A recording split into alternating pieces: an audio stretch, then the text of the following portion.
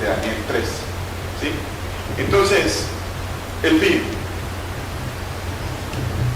En todas las señales dice Jesús al final, pero todavía no es el fin. Usted lee Mateo 24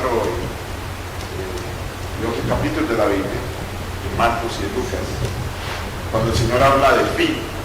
El Señor dice, va a ocurrir esto, ya señales, pero al final dice, pero todavía no es el fin. En cada una de las señales. ¿Sí? Entonces, dice, cuando se predique el Evangelio a todo el mundo, dice Jesús, entonces, ¿qué? Vendrá el fin. Ahora, predicar el Evangelio a todo el mundo tiene significa muchas cosas, o significan algunas cosas. Geográficamente, hay quienes dicen esto aplica geográficamente el Evangelio a todo el mundo. Otras personas han interpretado que se refiere al mundo conocido, y otros se refieren a que no es geográficamente ni necesariamente el mundo conocido, sino a todas las personas que puedan escuchar. Pero la verdad es que cuando habla entonces vendrá el fin, tenemos que buscar qué acontecimiento marca el comienzo del fin. Es decir, existe el fin y existe el comienzo del fin. En el sentido teológico, para muchos expertos bíblicos, el fin empezó cuando Cristo murió en la cruz. Y en cierta manera es cierto. El fin tiene su comienzo. Pero el fin del que está hablando Jesús aquí es el fin de todo. El fin de la humanidad. ¿Cuándo va a comenzar el fin? ¿Qué acontecimiento? Dijo Jesús, y será predicado el Evangelio del Reino en todo el mundo, para testimonio de todas las naciones. Aquí está incluyendo algo geográfico. Entonces vendrá el fin. Por lo tanto, cuando veáis en el lugar santo la abominación desoladora de la que habló el profeta Daniel, el que lee entienda. Entonces los que estén en Judea huyan a los montes. O sea que aquí el Señor dice, habla de que, dice allí, entonces vendrá el fin. En todas las señales dice, pero todavía no el fin, pero en esta, de que el Evangelio sea predicado, dice, entonces vendrá el fin. Ahí no dice entonces, pero todavía no el fin, no dice entonces vendrá el fin. Y da una señal en la cual muestra cuando comienza ese fin. Dice, cuando veáis en el lugar santo la abominación desoladora. Es interesante que Dios casi siempre en todas las cosas que el Señor enseña, Él pone cosas paralelas. Y las cosas paralelas, lo que es paralelo a otro, ayuda a entender. Para explicarme dar una explicación acerca del concepto de paralelismo. Ustedes han visto lo que es una escalera. Muchas veces cuando yo iba a visita a Colombia y mi abuelo vivía, él pedía que le hiciera una escalera, le renovaran la escalera. Son nosotros le llamamos gualua, en algunos países se llaman bambú, que le abren unos rotitos a dos, que son más o menos cortan del tamaño igual. Y resulta que todo bambú o gualua tiene una parte más ancha que la otra.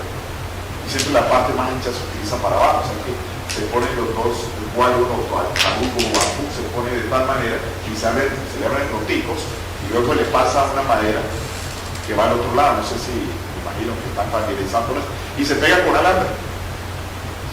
Sí, cada lugar, o lo podemos decir paral, que va hacia donde uno va a poner el pie, tiene que ir simétricamente con el otro. Ese es un concepto de paralelismo, una cosa que va combinando con la otra. Dios puso un paralelismo entre la instrucción de Jerusalén y el fin del mundo. O sea, cosas que ocurren en la instrucción de Jerusalén son semejantes a cosas que han de ocurrir o que ocurren en el fin del mundo. Entonces dice, cuando veáis en el lugar santo la abominación desoladora. La abominación desoladora fue puesta en aquel entonces con la instrucción de Jerusalén, y la abominación desoladora también se aplica a nuestros días. Entonces vamos a ver qué es la abominación desoladora. ¿Sí? Entonces dice, cuando habló, ¿qué es la abominación desoladora? Sería interesante entender lo que es la abominación desoladora. Y para eso nosotros tenemos que ver el concepto de lo que ocurrió en el Génesis 10:25, lo que va ocurriendo, cómo ocurren estas cosas, por qué se produce la abominación asesoladora. Dice en Génesis 10:25 que a Aber le nacieron 2 hijos. El nombre de uno fue Peleg, porque en sus días fue repartida la tierra, y el nombre de su hermano fue Joctán. Es interesante que Dios creó a Adán y Eva, y toda la tierra era Adán y Eva. Dios no les dio escritura, y se multiplicaron los seres humanos, y resulta que había mucha tierra, y la tierra no era de nadie. No había un courthouse donde se pongan los títulos de las casas, nada de las propiedades. Pero llegó, y en la época de este hombre llamado Peleg se repartió la tierra. O sea, los hombres que vivían en aquel entonces dijeron: bueno, vamos a repartirlo así, esto es mío, esto es tuyo, reparten la tierra. Entonces aparecen lo que se llaman propietarios. No existía la palabra propietarios, no hay el concepto de propietarios, porque Adán y Eva eran dueños de todos. Pero después de que los hombres se multiplican, todos son dueños de todos, pero aparecen propietarios, ¿sí? Entonces los propietarios, cuando una persona se considera dueño, entonces vienen con el concepto de defender su propiedad, de mantener su propiedad, y otros seguramente de quitársela. Entonces los propietarios forman ciudades para tratar de proteger sus intereses, ¿sí? Forman lo que son ciudades, y luego hay ciudades que por estar en rivalidad con otras ciudades pueden ser atacadas. Entonces varias ciudades formaron en aquella época lo que llamaba ciudad-reino o ciudad-estado, en que el estado era una ciudad, el gobierno estaba ahí. Pero además ellos no me importaban, estaban conectados, pero se formaron así. Con el tiempo las ciudades, aquí surge un nuevo elemento como resultado de la desobediencia del pecado. Ocurre lo que llama el Estado. El Estado es a alguien que se le da derecho y potestades para que ejerza poder sobre la población, ¿sí? Entonces aparece el concepto de Estado. Entonces, no era la voluntad de Dios que los hombres construyeran ciudades. Dios lo prohibió.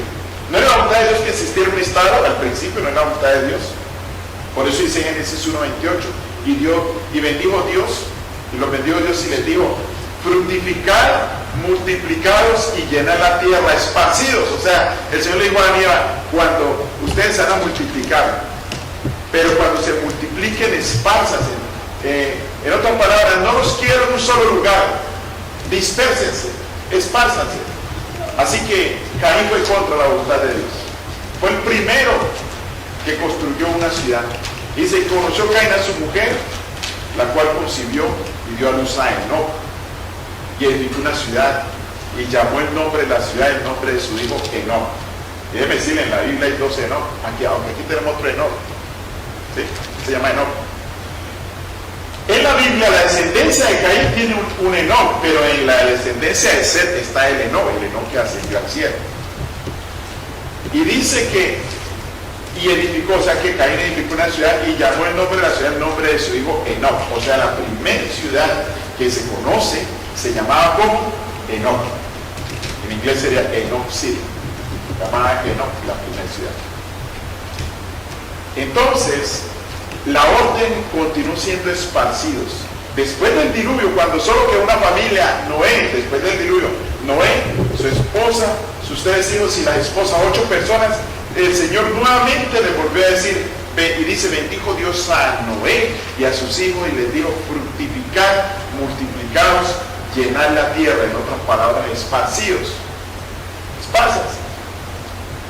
Pues los hombres fueron siempre en contra de la voluntad de Dios. ¿Y qué dijeron en Génesis 11:4? Y dijeron: vamos, edifiquemos una ciudad y una torre cuya cúspide llegue al cielo, y hagámonos un nombre por si fuéramos esparcidos sobre toda la tierra. ¿Y saben una cosa? Que esta ciudad que ellos dijeron, y torre, está precisamente allí en ese mismo lugar, en el capítulo que vamos a ver hoy, de la llanura de Dura. La llanura de Dura, donde Nabucodonosor mandó a hacer la estatua, ¿sí? Recuerden que nosotros traemos una estatua, me olvidó traer la otra, porque hay una completamente de oro. Cuando vimos la profecía de Daniel 2, la cabeza de oro representaba a Babilonia, y Nabucodonosor se rebeló y dijo, no, mi reino no va a tener fin, va a ser todo de oro, va a durar para siempre, y por eso mandó a hacer una estatua de oro, y pidió que hiciesen con la estatua de oro, que la adoraran, ¿sí? La provincia de Dura hoy se llama, allá en Irak se llama Kirkuk, es el nombre que tiene hoy la provincia de Dura, y allí en Kirkuk están las fuentes petrolíferas más grandes de Irak, en Kirkuk, que se llama Kirkuk, pero en el tiempo llamaba la provincia de Dura. Entonces, hagámonos una torre y una cúspide que llegue al cielo y hagámonos un nombre, y aquí dice por, si fuéramos esparcidos, es decir, no quieren ser esparcidos sobre la faz de la tierra. Así que, volviendo a repasar el cuadro que teníamos, tenemos propietarios, fundan ciudades, las ciudades fundan ciudad, estado o reino-estado, y luego varias ciudades fundan lo que son reinos de una ciudad más, viene siendo, se forma el primer imperio que ha existido, que es el imperio babilónico. Babilonia era un imperio, ¿sí?, compuesto por varios reinos que ellos conquistaban. ¿Qué hacían los babilónicos? Los babilónicos llegaban y conquistaban un reino, y si estaban muy rebeldes del reino, destruían todo y quitaban de ahí el rey. Lo que no hizo Roma, porque Roma, cuando llegaba y conquistaba un reino, lo que hacía era que ponía ahí un encargado, y el encargado le pagaba tributos, o a veces hacían acuerdos: si te vamos a pagar tributos, no nos invadas. Entonces empiezan a recibir los tributos, o sea, los impuestos, y permanecen ahí. Así que en la antigüedad los paganos consideraban que las guerras eran entre dioses. O sea, cuando hay una nación contra otra, en sí para ellos quienes estaban combatiendo ahí eran los dioses. Israel respondía a ese contexto mostrando que no había otros dioses. Cuando David se enfrentó a Goliat, David le dijo a Goliat: tú vienes a mí con lanza y espada, mas yo vengo a ti en el nombre de Jehová de los ejércitos. En otras partes, este problema que yo tengo de compartir contigo en sí no es mi problema, es un problema que tienes contra Dios, y yo voy en el nombre de Dios. O sea que ese era el concepto. Israel decía que el único Dios, que no había otro Dios, y que el único Dios era el Dios de Israel. Así que el reino de Israel, en el reino de Israel, era una teocracia. Teocracia, saben ustedes que es una nación que se rige por Dios. O sea, ese fue el primer concepto de gobierno que ha existido y que existe en el universo, es teocracia, donde Dios es autoridad espiritual, Dios es autoridad civil, Dios es autoridad judicial, y Dios es autoridad militar.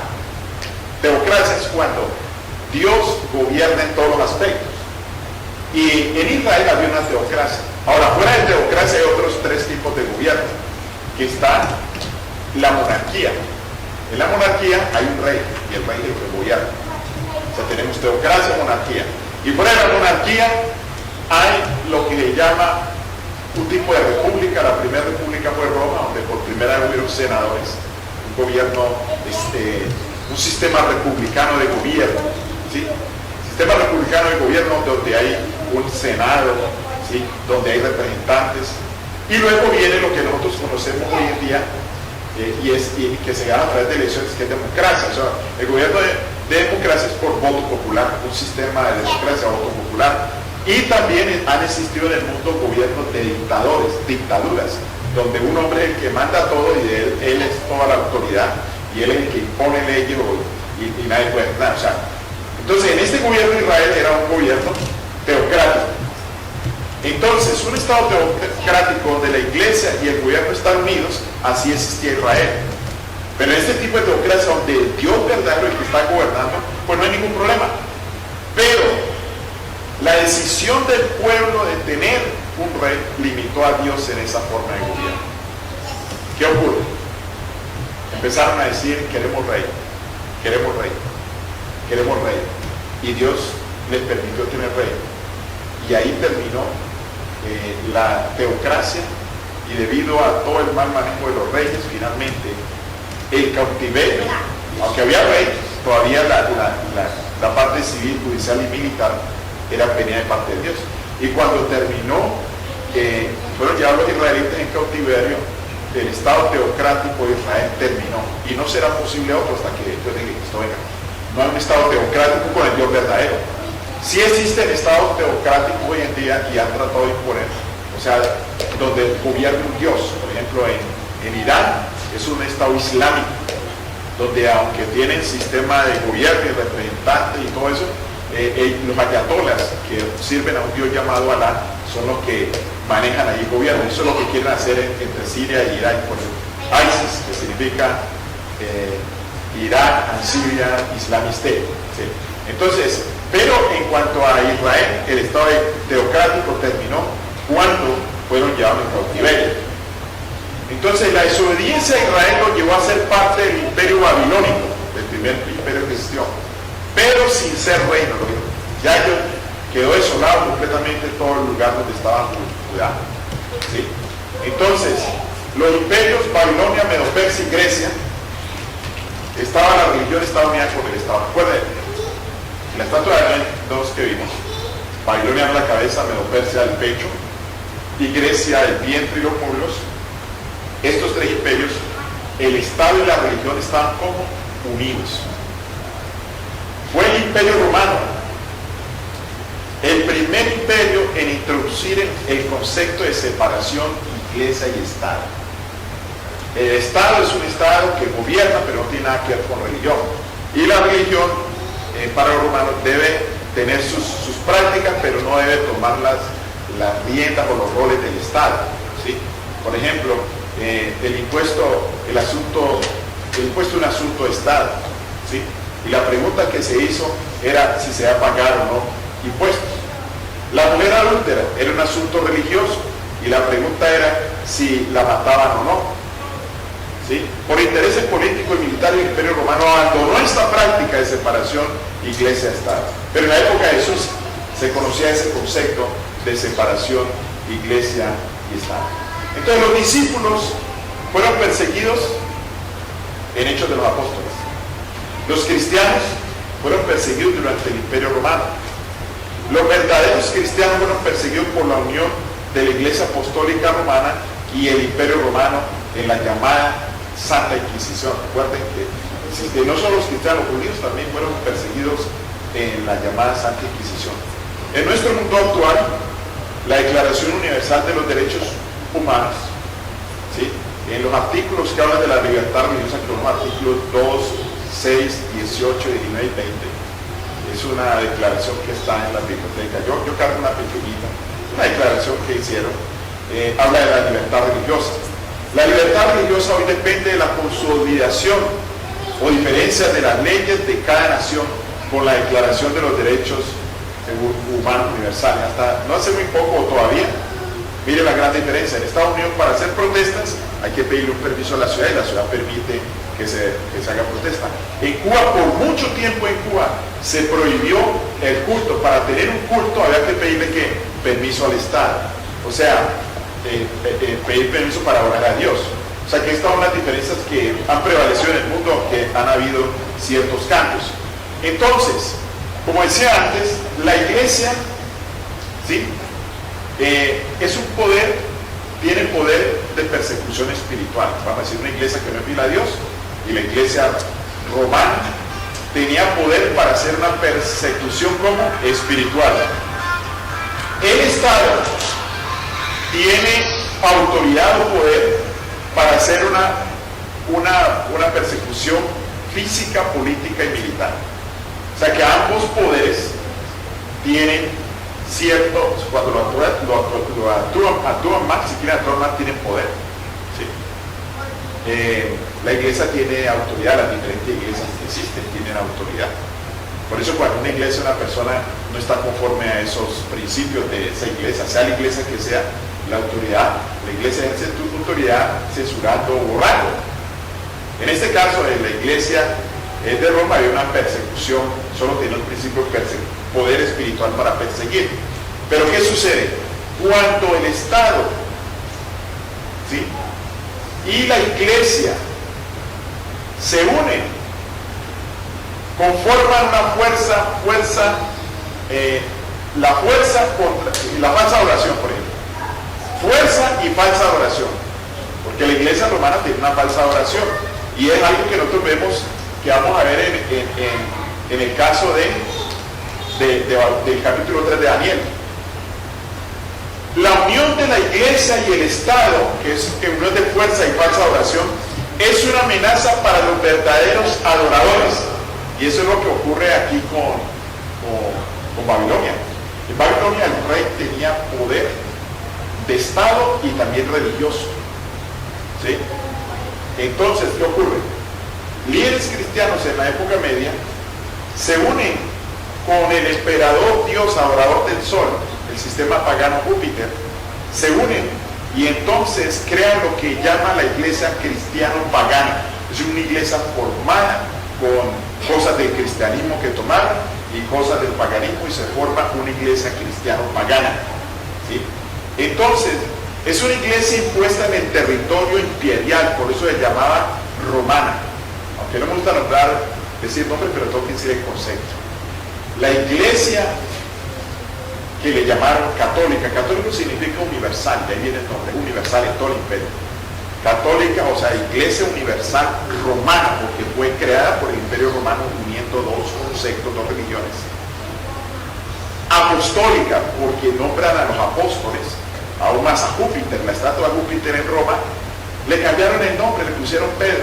Y todo el mundo vaya y ve la estatua de Pedro, le besan el dedo, pero mucha gente no sabe que es Júpiter.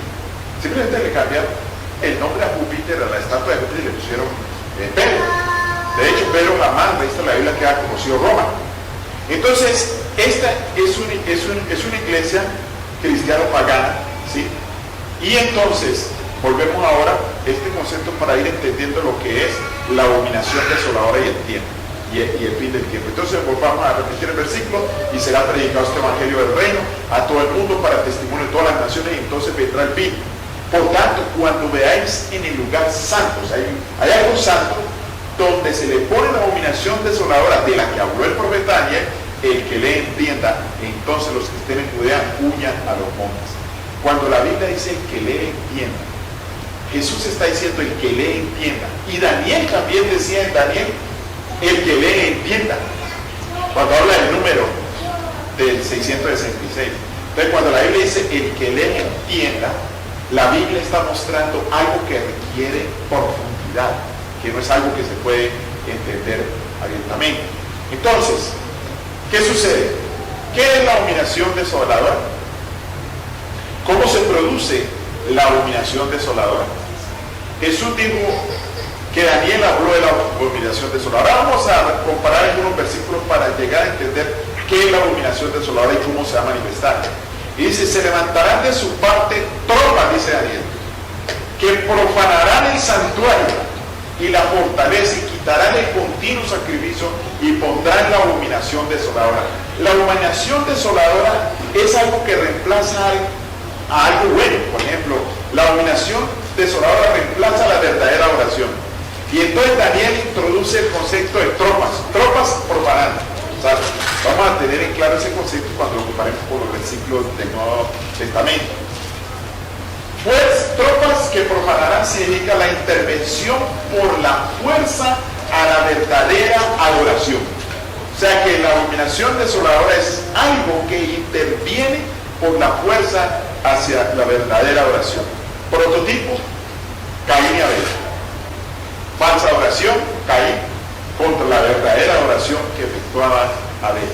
Dice: aconteció que andando el tiempo, que Caín trajo el fruto de la tierra, una ofrenda a Jehová, y Abel trajo también de los primogénitos de sus ovejas, lo más gordo de ellas, y miró Jehová con agrado a Abel y a su ofrenda, pero no miró con agrado la ofrenda a Caín y a su ofrenda, y a la ofrenda suya.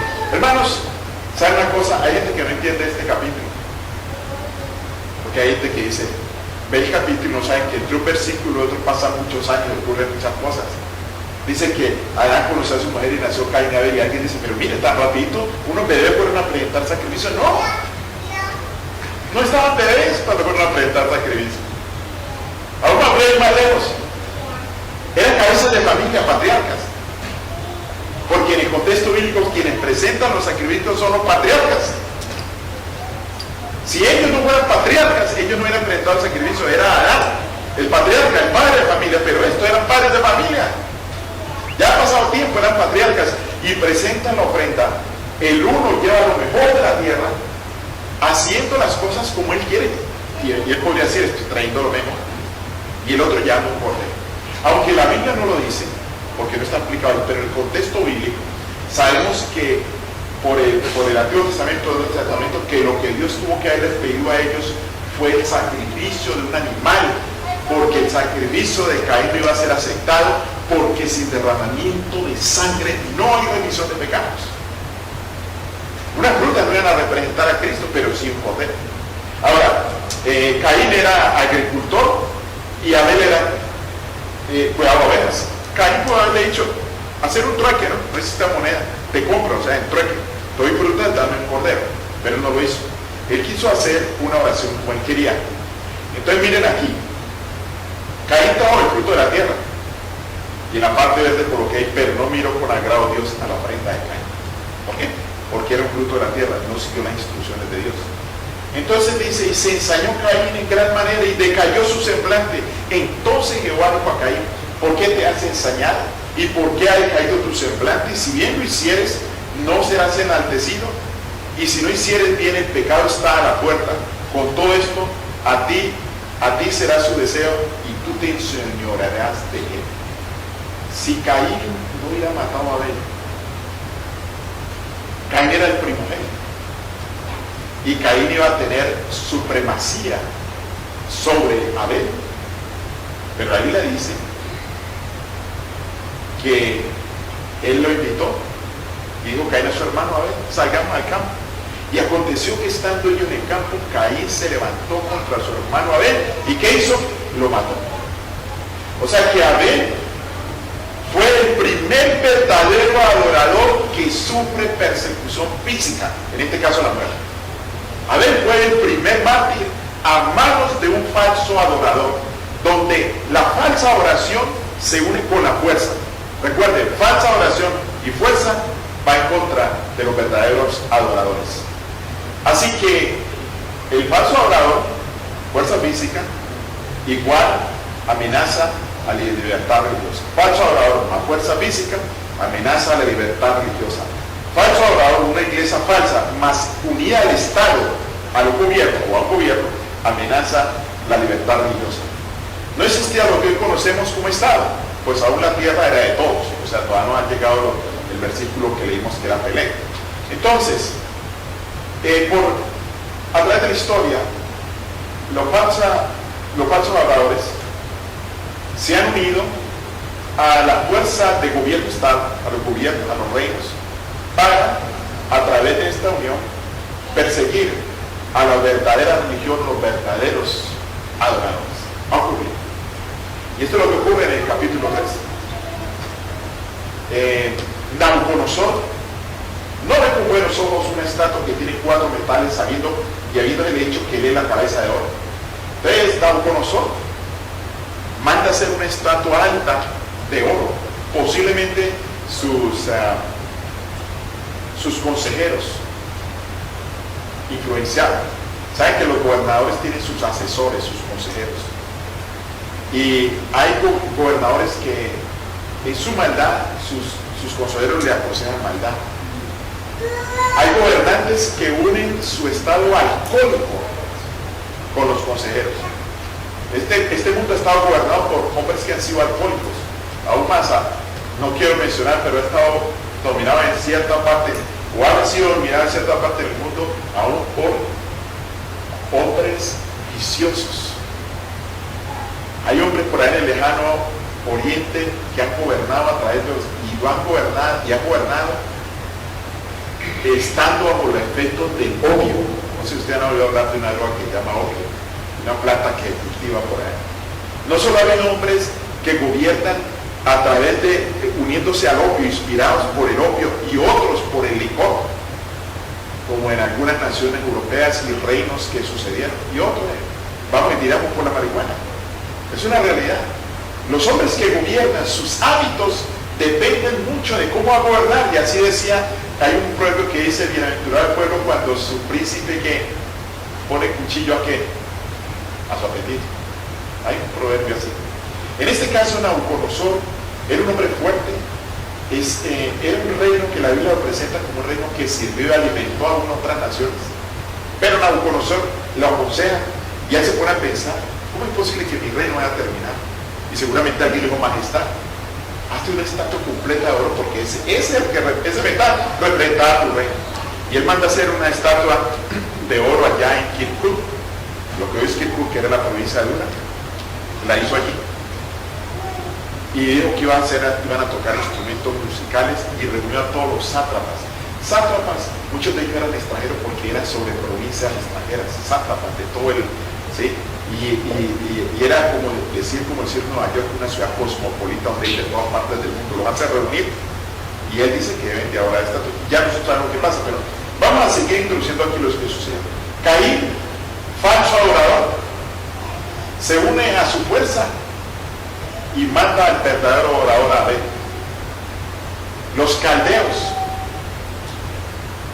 falsos adoradores, se unen a Nabucodonosor. O sea, los caldeos tenían su especie de religiones, se unen a Nabucodonosor para lanzar los jóvenes judíos al horno de fuego ardiente. Los sátrapas, después en la época de Daniel, en el imperio medo-persa, se unen al rey Darío, o lo engañan, en este caso engañaron a Darío, o sea, religión y fuerza se unen y Daniel es lanzado al fuego, al pozo de los leones, perdón. Amán, la parte religiosa, se une a Asuero, o lo engaña también en este caso, para tratar de que ahorquen a Mardoqueo. Los principales sacerdotes, la religión de esos momentos, se unen a Pilato para entonces crucificar a Jesús. El Sanedrín se une con Herodes para perseguir a los discípulos. Los adoradores del sol se unen al Imperio Romano. El Imperio Romano y la adoración al sol se unen para perseguir a los cristianos. La Iglesia Católica Apostólica Romana en la Edad Media se une con las naciones europeas y persiguen a los cristianos en lo que se llamó la Santa Inquisición. Y no solo los cristianos, yo creo que cristianos, pero debería agregar ahí judíos también. Pero pues estoy hablando de los verdaderos adoradores. Y los judíos rechazaron a Cristo como el Mesías, por eso incluyo los cristianos. Los santificadores del domingo en los últimos tiempos se unirán con los gobiernos y las naciones actuales para perseguir a los santificadores del sábado. Ha ocurrido en otros lugares. No sé en qué magnitud haya ocurrido, pero ha ocurrido. Así que hoy ha habido mucho movimiento. Yo no sé si este es el movimiento para el Amazon. El gobierno de Washington está proponiendo al Congreso, hay una propuesta de ley, no la han introducido, pero está trabajando en esa ley, que la iglesia que no case a los homosexuales le quitan su estado de exención. Saben que la iglesia no paga impuestos. Aquí por la ofrenda y los tiempos, aquí no hay paga impuestos. Pero, si por ejemplo aquí llegase, si aprueban esa ley, llegan aquí dos señoras, aquí las caso, dos señores, y yo les diga que no, que tienen que ser miembros, ambos de adentro, ambos de afuera, como uno puede casar a dos de afuera, pues entonces no sería la excusa de que no sea miembro, y si dicen que no, esa iglesia pierde su estado de excepción. Es una propuesta, no necesariamente quiere decir que la van a aprobar. Entonces, pero si esas propuestas así se aprueban, a la iglesia ahora ya a varios negocios privados ya le han impuesto ciertas leyes. Ustedes ya, al principio cuando yo leí aquí en un culto los miércoles, la gente me miró como yo fuera un animal raro diciendo eso, pero ya oyó la prensa, y era cierto lo que dije porque yo lo vi. Allá una señora en una pizzería, ¿qué hicieron con la pizzería? No, ¿usted cuánto han oído hablar de la noticia de la pizzería? A cerrar la pizzería porque no hice una pizza con 2 hombres besando. Y así, es un ejemplo que doy, pero el hecho es que ocurrió en la época de Nabucodonosor. El capítulo 3 nos enseña nosotros mucho, pero yo he seguido el tema para que lleguemos a la abominación desoladora. Entonces, ¿qué es la abominación desoladora? ¿Y cómo está relacionado con esto la abominación desoladora? Que he puesto la abominación desoladora como esta estrellita ahí, como ¿sí? Ahora, vamos a entender la abominación desoladora para dar paso al curso. Versículo para entender la abominación desoladora. Y será predicado este evangelio del reino a todo el mundo para testimonio de todas las naciones. Entonces vendrá el fin. Por lo tanto, cuando veáis en el lugar santo la abominación desoladora de la que habló el profeta Daniel, o sea que ahí va a empezar el fin, cuando vamos a la abominación desoladora de la que habló el profeta Daniel. Y se levantarán de su parte tropas que profanarán el santuario y la fortaleza y quitarán el continuo sacrificio y pondrán la abominación desoladora, dice Daniel. Y luego dice Marcos: cuando veáis la abominación desoladora de la que habló el profeta Daniel puesta donde no debe estar, el que le entienda. Entonces los que estén en Judea huyan a los montes. Recuerden, la abominación desoladora se va a presentar en últimos tiempos para indicar que ya llegó el bien. Pero se presentó también en la época de los discípulos en la toma de Jerusalén, porque como dije al principio, Jesús puso paralela la venida de Cristo con la destrucción de Jerusalén. Entonces, Lucas nos dice: pero cuando veáis a Jerusalén rodeada de ejércitos, sabed entonces que su destrucción ha llegado. Entonces los que están en Judea huyan a los montes, y los que están en medio de ella váyanse, y los que están en los campos no entren a ella. Yo he puesto aquí en colores para poder identificar la abominación desoladora. He puesto las coincidencias. La abominación desoladora la he puesto como rojo, las tropas las he puesto como verdes, y la santuario y la fortaleza la he puesto como Jerusalén. ¿Por qué? Porque Jerusalén era considerado territorio que santo. ¿Saben una cosa? Que cuando ustedes ven en las películas o en la tierra que pasan ciertos soldados, la mayoría eran guardias que seguían las órdenes de Herodes y eran judíos. Pero también aparecían allí los soldados del templo. Hay una guardia del templo que respondían a los fariseos, y había uno que otro soldado romano que respondía a Pilato. Pero aquí está hablando cuando veáis a Jerusalén rodeada de ejércitos, no es de uno o dos soldados, sino un ejército grande. Cuando veáis a Jerusalén rodeada, y Daniel dijo: se levantarán tropas. Entonces Daniel muestra santuario y fortaleza, y Lucas muestra Jerusalén.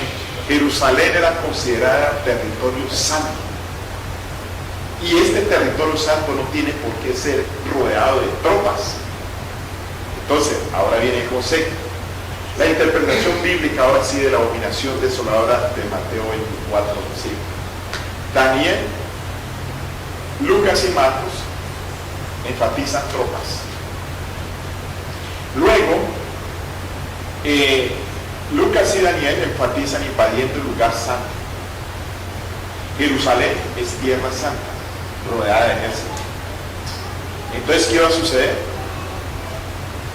La abominación desoladora es lo santo, la invasión de lo santo y respeto a lo santo. ¿Dónde está Jerusalén? La Jerusalén de ahora no es territorio santo. Lo único santo que hay en la tierra es el sábado. Es lo único santo. Es lo único que queda en el mundo. Entonces, la abominación desoladora es tratar de que el sábado sea reemplazado o sea irrespetado abiertamente, y los gobiernos interviniendo en la observancia del sábado. Esa es la abominación desoladora. Los gobiernos unidos con falsos adoradores interviniendo en la adoración del sábado. Y hay un llamado al Vaticano a decretar que las leyes prohíban la observancia del sábado y forcen la santidad del domingo. La mayoría de los calendarios en Europa colocan el lunes como el primer día de la semana, y esto cambió desde los años 50 y 60. En los años 50 y 60, en los calendarios europeos, la mayoría el primer día el lunes y el séptimo día el domingo. Pero nunca fue así antes, ni ha sido en otros lugares. Y el diccionario antes, el diccionario antiguo, usted pone, en inglés usted pone un diccionario, y si pone 7 day, va a decir que es sábado. Pero ya los diccionarios que van a empezar a llegar a Latinoamérica, va a decir sábado sexto día de la semana. Domingo, sexto día de la semana. ¿Por qué?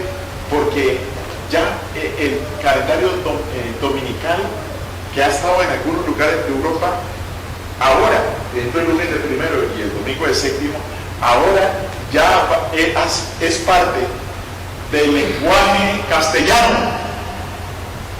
Influencia del Vaticano, la Real Academia de la Lengua Española, en su diccionario nuevo que salió hace como unos 3 años, bueno, no es tan nuevo que digamos, pero salió, tiene una nueva definición para la palabra sábado y domingo. Sábado, sexto día de la semana. Domingo, séptimo día de la semana. No solo en eso, sino también aún está en Israel. Simón Pérez estuvo de visita oficial en el Vaticano en el año 2007. Oficialmente estuvieron hablando de las propiedades de la Iglesia Católica en lo que se llama Tierra Santa, entre otros asuntos. El 31 de mayo de ese mismo año, del 2007, aparecía en un diario de Israel la siguiente noticia. El parlamentario Manfal del Partido Nacional Religioso, Zubulan Orley, anunció hace unos días que busca presentar una moción de ley para que los israelitas descansen todo el fin de semana. Orley propone que el viernes sea laborable, bueno, como piensan los musulmanes que es el día de ellos. Hoy en día las dependencias del Estado no trabajan los viernes, o sea, en la época, pero quieren que los musulmanes trabajen los viernes. Y el sábado y el domingo se trabaje regresando al trabajo el lunes. O sea, como un comienzo de santificación, aún entre los judíos, del día del sol, o sea, el primer día de semana, que aunque le llamen séptimo día de la semana. Entonces dice, aparecerá la señal del Hijo del Hombre en el cielo, y se lamentarán todos los tribus de la tierra, y verán al Hijo del Hombre viniendo sobre la nubes del cielo, con gran poder y gloria. Mis hermanos, un día va a ocurrir ese cambio. Lo santo va a ser profanado, y esa es la abominación desoladora, invasión de los santos. Hoy tenemos libertad religiosa, libre culto. Podemos adorar en el día que queramos, pero un día eso va a cambiar. Está profetizado que la abominación desoladora viene y los derechos religiosos van a ser perdidos, se van a perder, y va a ocurrir similar a lo que vamos a ver hoy en el concurso bíblico del Estado imponiendo una adoración sobre las personas. Hoy en día no va a ser de adorar estatuas, pero va a ser de obligar a los hijos de Dios a que no adoren en el día que el Señor declaró santo. Muy bien, que Dios los bendiga. Amén.